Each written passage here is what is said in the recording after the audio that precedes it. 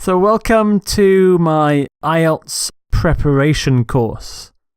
And in the first lecture, the first video, I'm going to give you some essential information about the IELTS test. So first of all, what is the IELTS? What do the letters IELTS stand for? Well, it stands for the International English Language Testing System. And the IELTS is a test that is recognized all over the world. And it's designed to assess the English language skills of people who need to work or study or simply live where English is the main language of communication. However, the main reason why people take the IELTS test is to go to university or college in an English-speaking country. For example, the United Kingdom, Australia, New Zealand, Canada, the United States, and South Africa. The IELTS is also recognised by many professional bodies, immigration authorities, and also government agencies. There are three types of IELTS exam. There is the academic IELTS test, there is the general training IELTS, and there's also a new test called life skills. So I'll just explain each type in a bit more detail. First of all, the general training IELTS. This is suitable for candidates who are planning to undertake non-academic training or work experience, or for immigration purposes, maybe to live or work in a country. There is the academic IELTS, which is suitable for students who want to enter an undergraduate or postgraduate course in a higher education institute, such as a university or a college.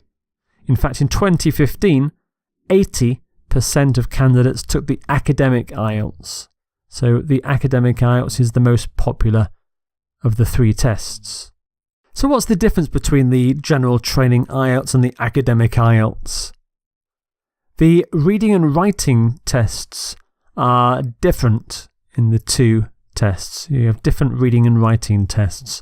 However, the speaking and listening tests are exactly the same. You do the same test.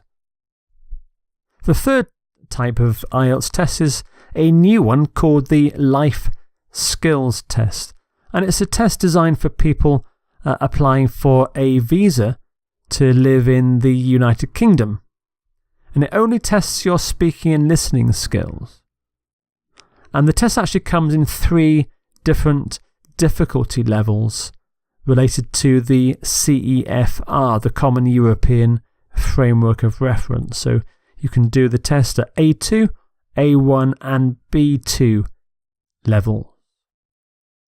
You may have also heard of the UKVI. This is not a special test, it's actually a procedure to ensure that the IELTS test is carried out properly for immigration purposes to the United Kingdom.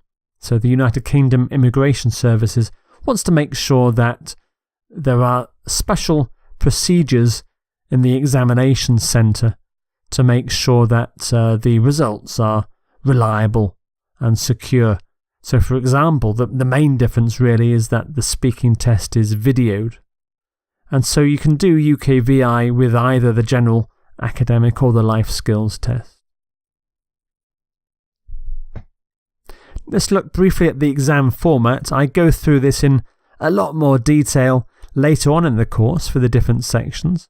The main test is you'll take the listening, the reading and the writing parts of the IELTS test at the same sitting, and it lasts about 2 hours and 40 minutes.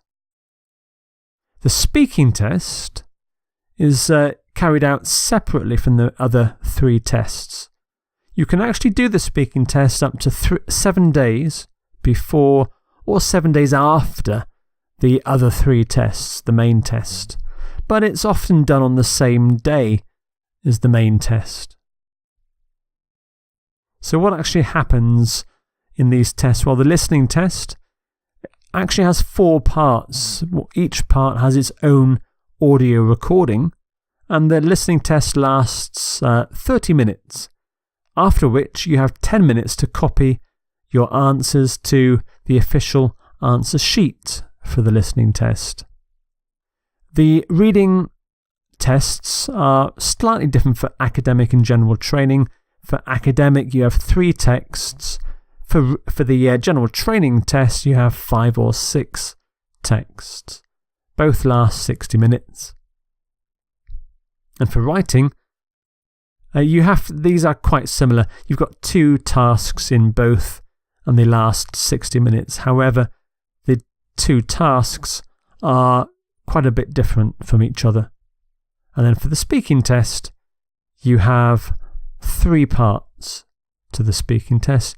The whole thing for the speaking test lasts about 15 minutes. So there you have the essential information for the IELTS test. And I'll see you in the next lecture.